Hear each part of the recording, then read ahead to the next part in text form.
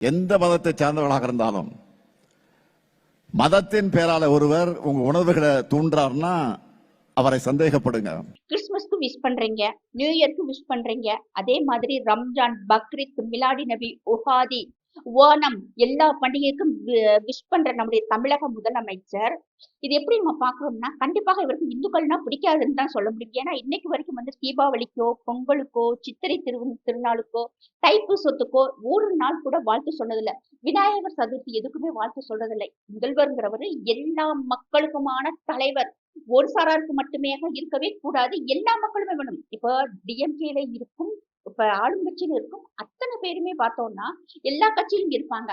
அங்க இருக்கும் அத்தனை மக்களுக்குமே வந்து இந்த விஷயம் வந்து புரியணும். அதாவது நம்மளுடைய முதல்வர் எந்த அளவுக்கு வந்து நம்மள வந்து ஒரு பொருட்டாவே மதிக்கல அப்படின்னு சொல்லிட்டு அவங்க என்ன நினைக்கிறாங்கன்னா, எலெக்ஷன் டைம்ல நம்ம 1000, 500, 5000 கொடுத்துட்டு நம்ம ஓட்டை வாங்கிடலாம் அப்படின்னு நினைச்சிட்டு ரொம்பவும் ஜாலியாக இருக்காங்க. இதுல வந்து சேகர் பாபு ஐயா ஒண்ணு சொல்றாரு. அதாவது வந்து எப்படி சொல்றாருன்னா, முருகர் வந்து முதல்வர் கூடவே இருக்காரு. முருகர் வந்து நம்முடைய முதல்வர் கையை கெட்டியா பிடிச்சிருக்காரு, விடவே மாட்டாரு அப்படின்ட்டு. என்னைய கேட்டா உண்மையிலே ஆமா, கண்டிப்பாக வந்து முருகர் வந்து முதல்வர் ஐயா கூடத்தான் இருக்கிறாங்க. அப்படி இல்லாட்டின்னா இன்னைக்கு அவருடைய மாவட்டத்துல மட்டுமே, சென்னையில மட்டுமே கிட்டத்தட்ட 11 லட்சம் ஓட்டுகள் வந்து இல்ல, செல்லாத ஓட்டுகள் அப்படின்னு சொல்லி வந்திருக்கு. இவருடைய தொகுதியில மட்டுமே கிட்டத்தட்ட பார்த்தோம்னா லட்சக்கணக்கான ஓட்டுகள் வந்து கள்ள ஓட்டுகளாகவும், ஆட்கள் இல்ல அப்படின்னு சொல்லிட்டு பல்வேறு காரணங்களுக்காகவும் நீக்கப்பட்டிருக்கு. இப்ப வந்து அதாவது நம்மளுடைய முதல்வர் தொகுதியிலையும் துணை முதல்வர் தொகுதியிலுமே வந்து தமிழ்நாட்டுல அதிகமான ஓட்டுகள் வந்து நீக்கப்பட்டிருக்கு. இது பார்த்தோம்னா தமிழக அரசால் நியமிக்கப்பட்ட கலெக்டர், ஆர்டிஓ, பிஎல்ஏ இவங்கதான் வந்து ஒர்க் பண்ணாங்க.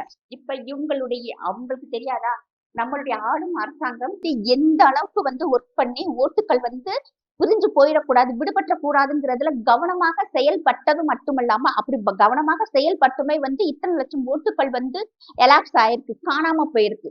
இப்ப பூர்ணச்சந்திரனுடைய உடல் திருப்பரங்குன்றத்துல அன்னைக்கே வந்து விளக்கு ஏத்த விட்டிருந்தா இந்த இஷ்யூ இவ்வளவு பெரிய விஷயமாக இந்தியா முழுவதும் பேசப்பட்டு இருக்காது.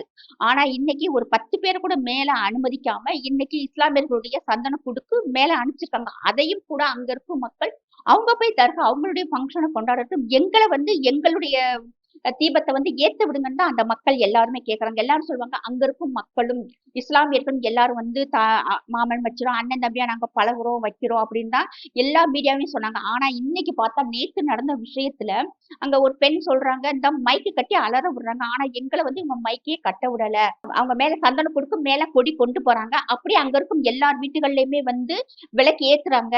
அது மட்டும் இல்லாம எல்லாரும் வந்து கருப்பு கொடி ஏற்றிருக்காங்க. எல்லாருடைய வீட்டுகள்லயுமே வந்து குறிப்பாக கருப்பு கொடி வந்து அவங்களுடைய ஏற்றி அவங்களுடைய எதிர்ப்பை வந்து தெரிவிச்சிருக்காங்க. இது வந்து மீடியாக்கள்லயுமே வந்து காட்டாம மூடி மறைக்கிறாங்க.